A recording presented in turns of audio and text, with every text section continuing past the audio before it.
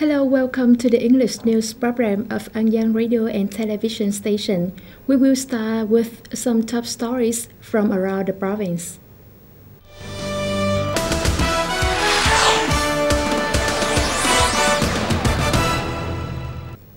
The Standing Committee of Giang Provincial Party Committee recently held a scientific conference, The Reality of Giang Agricultural, Rural Industrialization and Modernization After 30 Years of Innovation. Giang officially began to promote agricultural, rural industrialization and modernization in 1986. After 28 years of applying the dynamic, innovative and groundbreaking policies of the party and the state, Giang made outstanding achievements. In particular, the economy developed in a positive way. The rural areas were constantly improving, investments were made in infrastructure, and the material and spiritual life of rural people were raised. Aside from these, the programs of agricultural mechanization, irrigation, and electrification play an important role. Together, these effectively contributed to the scientific projects of constructing infield irrigation canals, flood controlling dikes, combining with rural traffic, flood drainage into the Western Sea, and clearing the barren Long Xuyên Quarango land. Now, Giang has 10,000 watts of flood control and irrigation for 270,000 hectares of agricultural land. The conference participants focus on discussing the policies of restructuring agriculture, new rural development, and application and transfer of scientific and technological progress. These policies will contribute to the industrialization and modernization of agriculture in rural areas.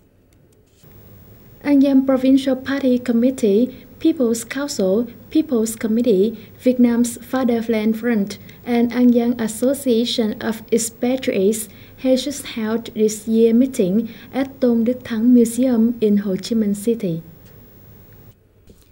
At the meeting, those expatriates of Giang staying and working in Ho Chi Minh City were informed about socio-economic achievements of Giang over 2014.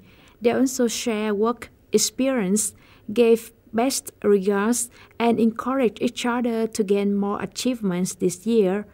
The association has been an effective means to connect Giang expatriates all over the country and has helped them to contribute to their motherland with expectation of developing Giang as the key area of the region and the country. At the beginning of Vietnam's Lunar New Year, the People's Committee of Tân Châu Town held its first meeting with businesses and investors. The meeting praised the contribution of the businesses to the socio-economic development of the town, and it was expected to provide more opportunities for better trading over this year. From the viewpoint of being the best companion of businesses and investors from the beginning to the completion of every project, the Executive Board of Tân Châu Town committed to create favorable conditions to make it easier to do business. It will additionally offer preferential policies to enterprises with all kinds of investment. At the meeting, the Center for Investment Promotion of the town also introduced some of the major projects calling for investment, along with preferential policies and favorable conditions which are legally applied in the town. Simultaneously, the People's Committee of An Phú District also held its first meeting with enterprises. In recent years, the socio-economic status of An Phú District has significantly improved, thanks largely to the efforts of enterprises in and outside the districts. The Executive Board of An Phú District highly appreciated on the high qualified and efficient projects and works of the enterprises over 2014.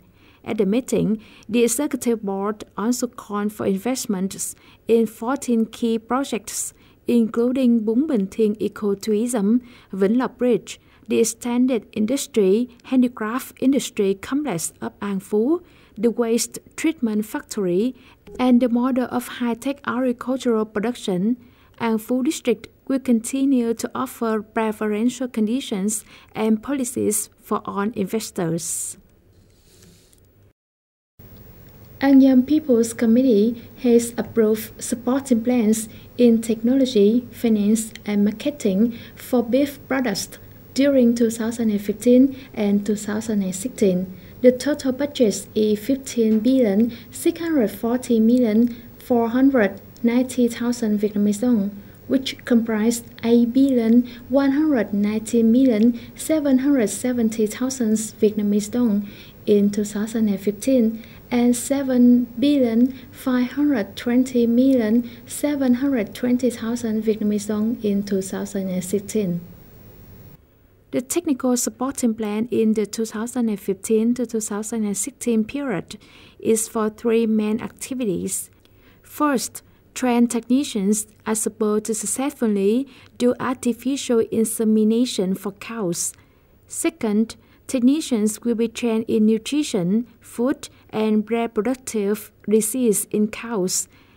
And then, those technicians will be able to instruct the farmers to apply methods of nurturing and taking care of crossbred beef cows of high quality.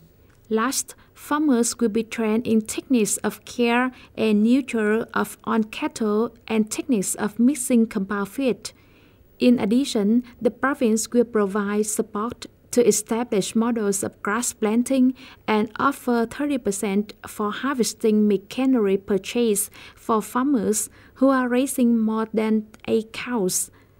The first two pilot construction of raising beef cows consists of Tân Biên and Chợ Mới district.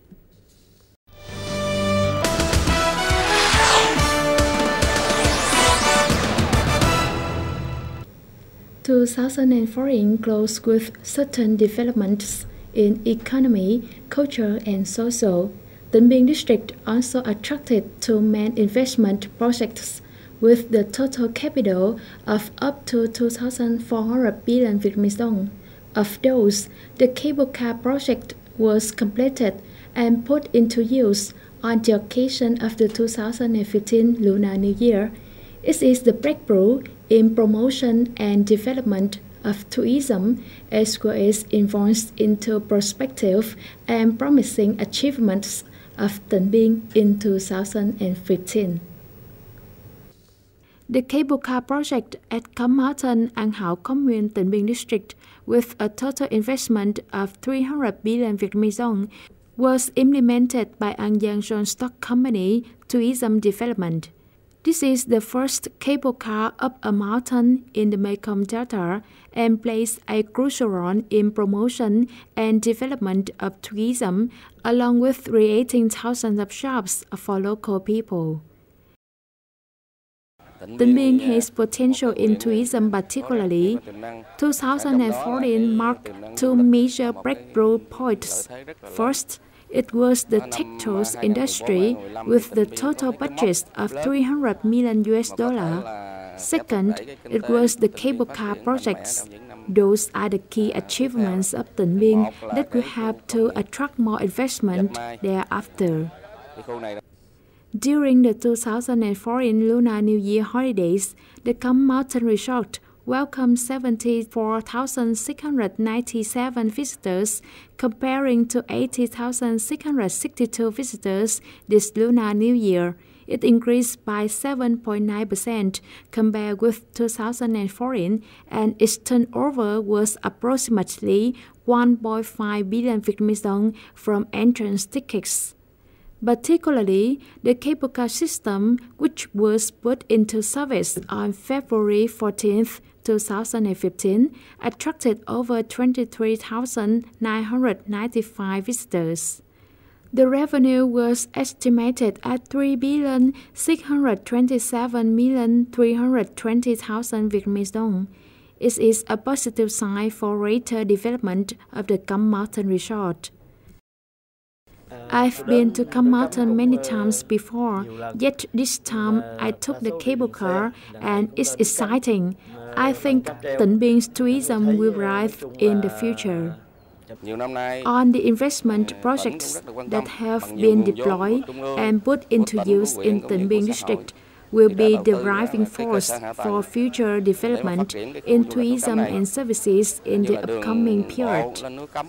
Cam Mountain is well known with its prominent scenery in terms of the Buddha Maitreya, Thanh Long Stream, Vạn Linh Pagoda, etc., that annually welcomes millions of visitors and pilgrims.